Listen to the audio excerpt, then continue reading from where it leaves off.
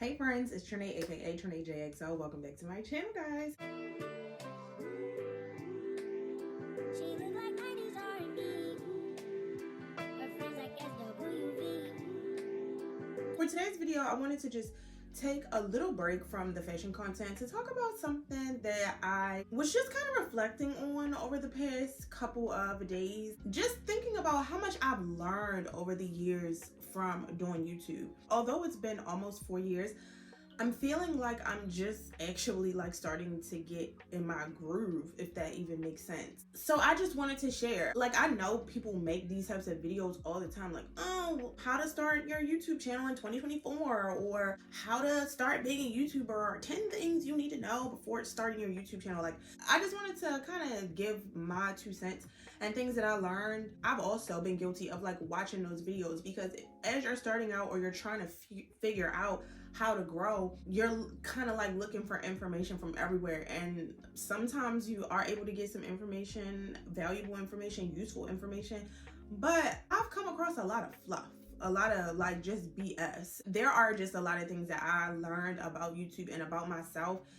that I didn't think that I would. So today I just wanted to share with you guys, if you are like an aspiring YouTuber, or maybe you're not, I don't know, an aspiring content creator, just anything in regards to like starting a new process, I think is valuable information. So yeah, these are just some things that I wanted to share that I've learned as a YouTuber. So the first thing that I learned as a YouTuber that I want to talk about is planning your videos and coming up with the actual title of your video before you record the video. This may come as a no-brainer to some, like obviously duh, you have to plan your videos before you can make the video. How else do you know what you're making the video about?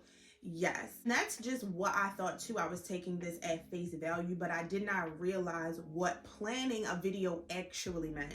I used to think that planning a video just meant coming up with a video topic. Where YouTube is now, today in 2024, you need to be making content that is SEO friendly, and that was another concept that I did not even know really what it meant or understood the value of it. SEO stands for search engine optimization.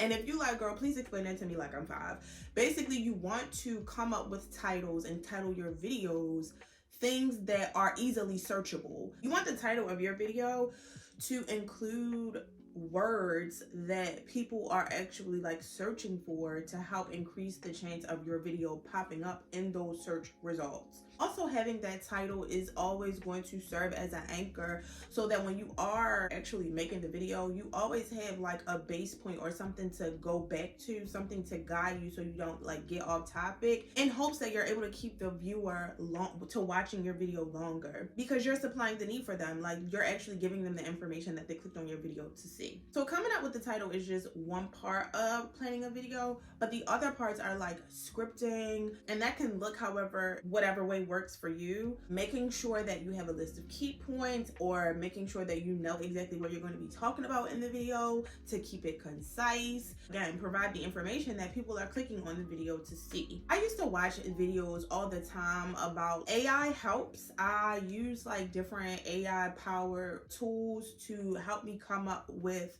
titles now, because that's just not something that I'm good at. But the more practice, like, I'm able to come up with, and they might not always be the best, but I am able to come up with titles that are more SEO friendly, that do have those keywords. I feel like once I did figure that out, I definitely like saw improvement in my engagement. The next thing that I learned as a YouTuber, and this is again is content specific or YouTube specific, the importance of a thumbnail. You don't have to have all of this crazy artwork or anything like that, but it does need to be something that captures somebody's attention. What I've learned is things that help is if it's bright. Colors help if you're able to incorporate color some kind of way. And the font, bold font, big letters. That's why I use a lot of like white text on my font, because white is bright and it's bold, and that's something that like pops off the screen, and I feel like helps to capture people's attention. But at the very least,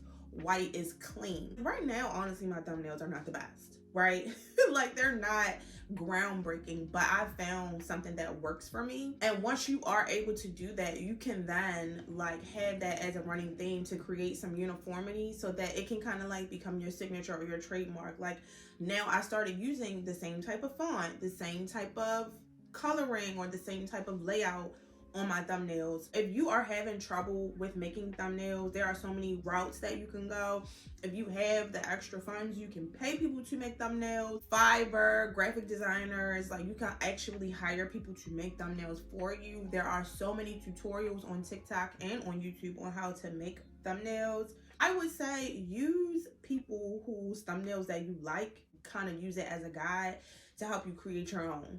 That's what I did. I would look at videos in my niche or around the topic of video that I'm making, and I would take those, I might take different elements of a lot of different thumbnails and figure out which ones I like and then mesh it all together to make it, you know, unique to me. That's the first impression of the video, and if somebody does not like your thumbnail, they're not going to click on it. The video could be so good, so valuable, so entertaining, but if your thumbnail sucks, nobody is even going to see the video. The next thing that I learned as a YouTuber is to always be a student. If you're starting YouTube, you're starting something new, so of course you're not going to know everything that there is to know about YouTube. It takes research, it takes trial and error, and you really have to be a student. Like you have to learn, you have to try this, see what works, reconfigure things, readjust, until you actually figure out what works for you and you start to see, you know, like the results or the fruits of your labor, until you get to a point where you can like outsource. But there are so many different aspects that are required as a YouTuber or as a content creator. Like you have to learn editing, you have to learn how to create the thumbnails, you have to learn SEO optimization and marketing, software and technology, and like that doesn't come naturally to everybody. It definitely doesn't come naturally to me. There were so many things that I had to learn.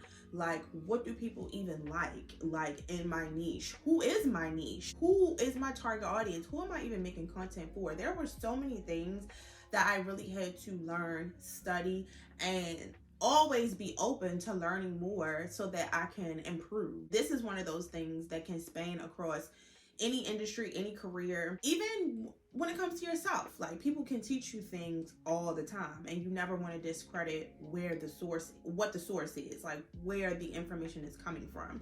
So you always want to be open to learning, especially like YouTube, which is such a foreign arena to so many people who start and step into this world. There is a learning curve, and for some people they catch on quicker, and then for other people it's a little bit more delayed. Like I feel like it was like that for me. If I let that discourage me, or if I walked into the situation feeling like I knew everything, then I wouldn't even be able to sit here and make this video for you guys. So okay, so the next thing that I learned as a YouTuber is that vlogs are nice. Like vlogs are cool and all, but if you are starting from scratch, like if you are a brand new YouTuber, like a newbie, they're not going to perform well. You're a nobody, and I'm not saying this to offend anyone, but I'm saying to someone who does not know you, to someone who does not owe you anything, you're a nobody. On average, they would have no reason to take an interest in your everyday life.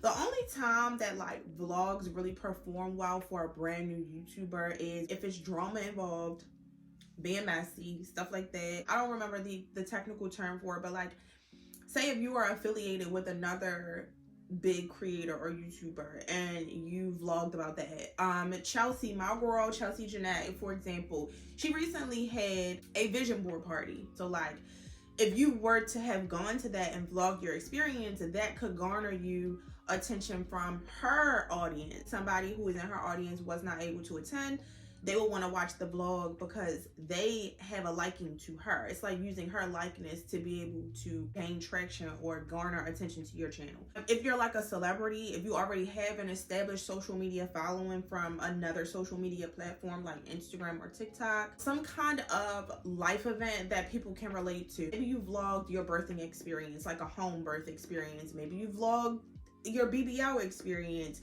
Maybe you vlogged starting a business from scratch. Like those types of things that are going to draw people in, where people can actually learn something. Educational vlogs, like those kind of vlogs probably could do well.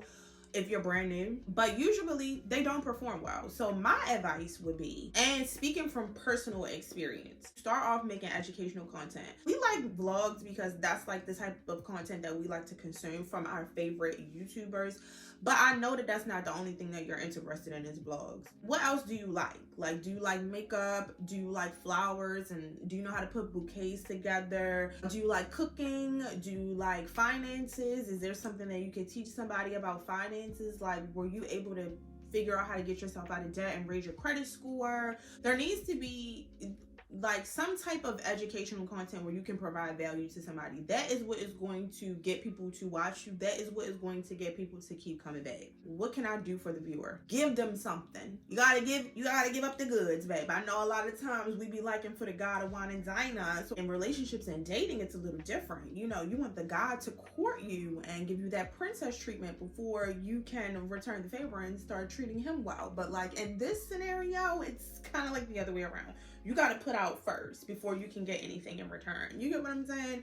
So that's just my personal experience. You got to provide value. Why am I even watching you? Like, you got to give the people something before they feel an allegiance to you to want to subscribe or to want to follow you and see what else you have going on in your life. The next thing I learned as a YouTuber is to use your favorite channels in your niche as inspo. That has been my motto a lot in life. Like, anyone who I admire, anyone who I enjoy, who has already attained something that I am trying to achieve, I use them as inspiration. Notice I say inspiration. It's a compliment for somebody to inspire you. What is not cool is for you to replicate and try to copy and paste what somebody else is doing. Whatever you see that you like and it inspires you, you then want to take your own flavor and add something to it to make it your own. Because the one thing about that is, if it worked for that person who inspired you, it does not necessarily mean that it's going to work for you. So you never want to look at somebody else and copy their exact formula thinking that it's going to warrant you the same result that it got them. If there is a trend happening in the fashion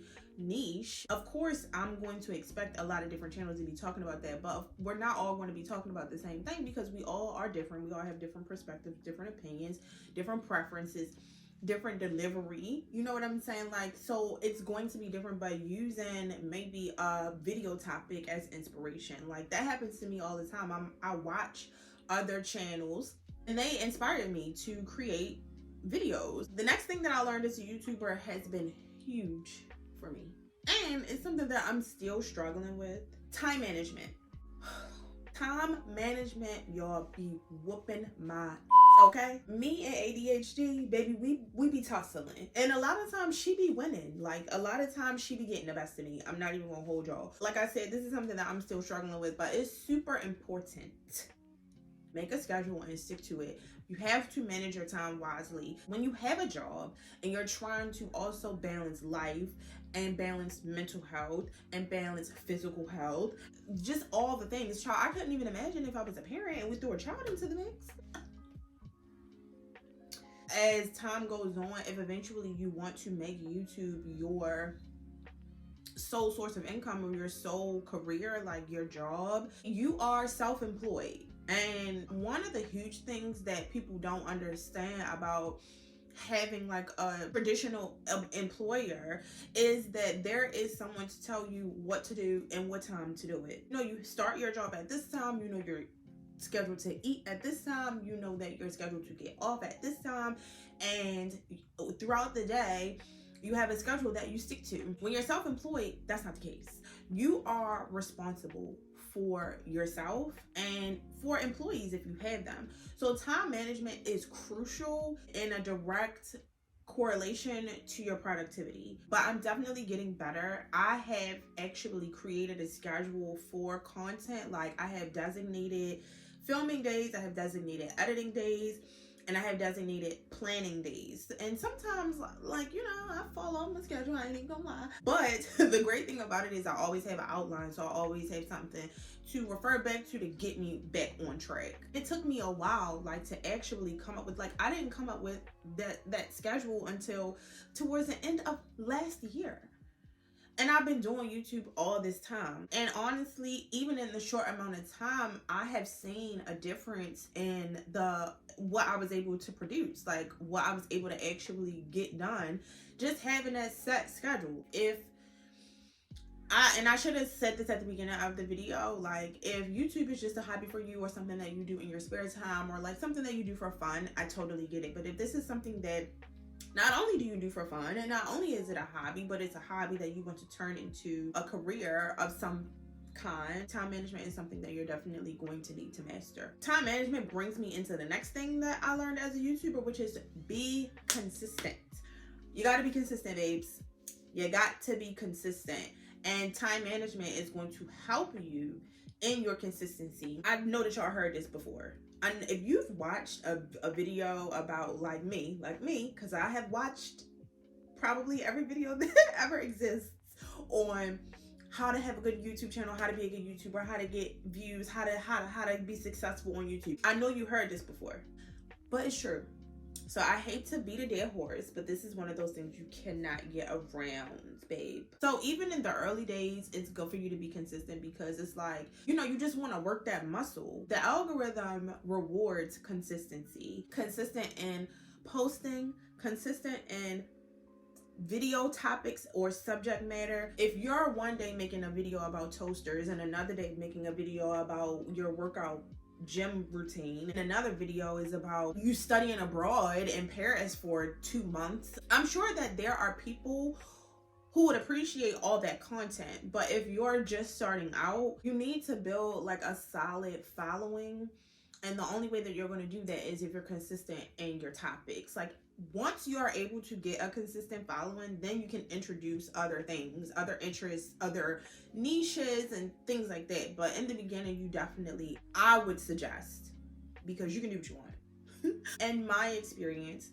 what I have seen that actually works is being consistent, not only in your posting and upload days, but also in your content topics. Whether you're posting once a month, once a week, twice a week, whatever you can handle, but you do need to be consistent. If you think about your favorite TV show, like it comes on once a week. You know that it's coming on once a week for these many weeks until the show is going off. Imagine if your favorite TV show came on Tuesday 1 week, on the next week it came on Friday, on the week after that it came on Sunday, the week after that it came on Thursday. You would be like, what is going on? I'm not watching this no more because I can't keep up. I know it's 2024, like you can just set your DVR and forget about it, but y'all get what I'm saying. Okay, all right. The next thing that I learned as a YouTuber is patience. Patience, baby, patience. The way that YouTube has tested my patience, honey, and as someone where the patience is lacking, this has been a very humbling experience. I used to question, what am I doing? What am I doing wrong? What am I doing right? Am I even made for this? Should I even be doing this? Do people even like me? Do people even care? I promise you, I have like doubted myself so much over these past 3.5 years, like so much, because I was not seeing the result that I felt like I should see. Looking back now, even making this video, I just have realized that like there were so many things that I did not know when I started out. There was so much that I did not know that I know now, and I feel confident about now when creating content. And I feel like that's a huge difference. Had I went viral or just garnered a huge following straight out the gate, I may have fumbled that. Like I may not have been able to sustain it because there was so much that I just did not know and did not understand about YouTube and what it means to being a YouTuber and all that. And I'm still learning things all the time. Like I said, always be a student. But patience, really, like I am one who I got a short attention span, baby. I told y'all that already. YouTube is one of the projects that I have stuck with the longest. Number one, I'm like, YouTube is not gonna get the best of me. Like,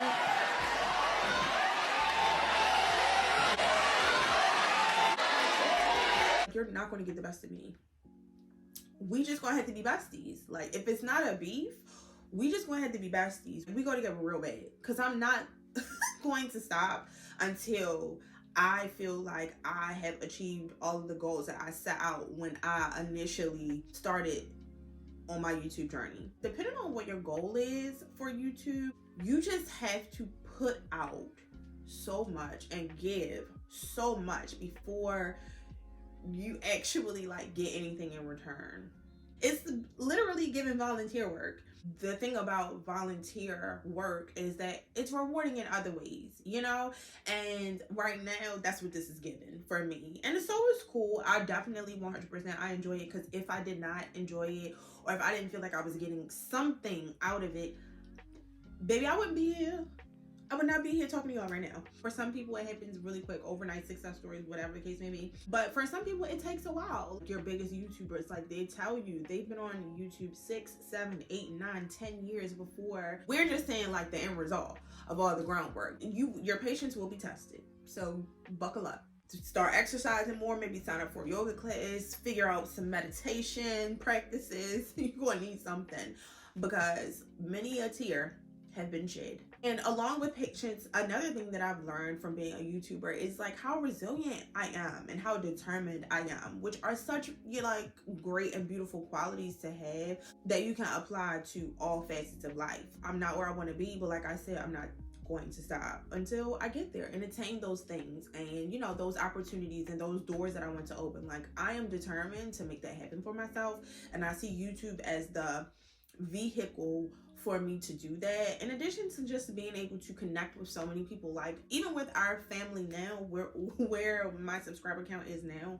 the interaction that I get, the feedback that I get, the engagement that I get, I love like reading their comments. It's so fun. Like, those are the types of things that keep me going, because it may not be a lot of people who are leaving feedback or responding, but the responses that I do get are so kind and just so refreshing and motivating, and they genuinely motivate me to keep me going. The last thing that I want to talk about today that I learned as a YouTuber: if you are a person who depends and thrives on external motivation to get things done, baby, YouTube is not for you. Any type of passion that you have or business that you want to start, when you're starting, before anybody really knows you, you're not going to get the external motivation, babe. That gotta come from here to get things done. You have to motivate yourself. You have to be on it, on your schedule. Everybody's not going to like what you're posting. Everybody's not going to get it. Everybody's not going to understand. And you still have to find it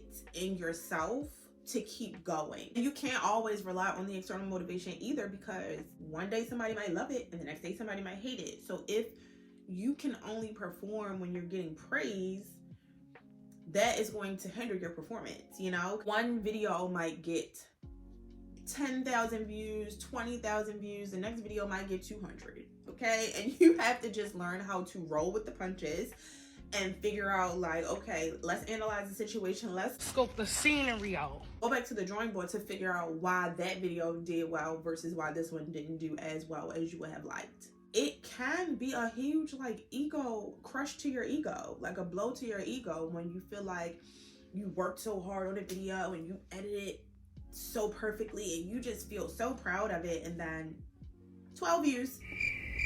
You really have to find it within yourself to just keep going, to be resilient, be determined, until eventually, if you're consistent, you're always willing to learn where your shortcomings are and what you can do differently to improve the next time. Eventually, you know, you'll figure it out, and you'll get to a point where your channel is successful, like in whatever way that looks like for you. Those are the things that I wanted to share that I've learned as a YouTuber so far. Maybe in a year or two from now, I'll have more things to add to the list, or maybe the list will be the same. Hope that this video was helpful. I hope that I was able to, like, my main goal in this video was to really try to give you guys some valuable information, things that you can actually use and things that you can actually put into practice that are going to help you improve in life, not only just like your YouTube channel. If you stay to the end, thank you so much for watching. I know that this was like a little something different than what I normally do, but it was on my heart and I wanted to spread the message. So if you enjoyed this video, then please hit the thumbs up button and make sure you subscribe to my channel if you haven't already.